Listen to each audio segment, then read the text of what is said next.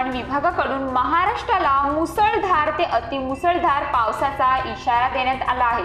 या पार्श्वभूमीवर मुंबई आणि कोकणातील नागरिकांना सतर्कतेचा इशारा देण्यात आला आहे। हवामान विभागाने दिलेल्या माहितीनुसार पुढील 24 तासांमध्ये मुंबईच्या काही भागांमध्ये मुसळधार तर काही भागांमध्ये अतिमुसळधार पावसाची शक्यता आहे। या काळात मुंबईचं कमाल तापमान 25 अंश ते 29 अंश सेल्सिअसच्या दरम्यान राहण्याची शक्यता आहे।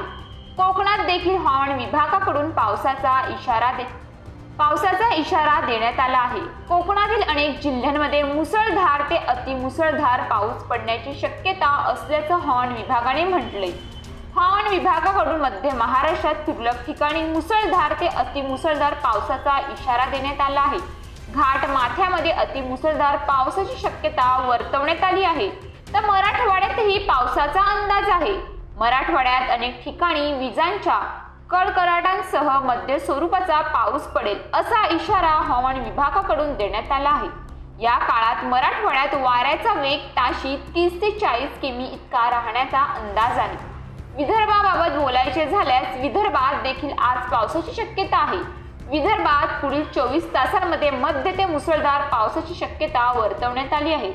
हवामान विभागाकडून आज पालघर, ठाणे, रायगड, सिंधुदुर्ग, पुणे, कोल्हापूर आणि सातारा या जिल्ह्यांमध्ये अतिमुसळधार पावसाचा ऑरेंज अलर्ट दिला गेला आहे। पुणे, कोल्हापूर आणि सातारा या जिल्ह्यांमध्ये घाट परिसरात अतिमुसळधार तर इतर भागात मध्यम पावसाचा अंदाज आहे।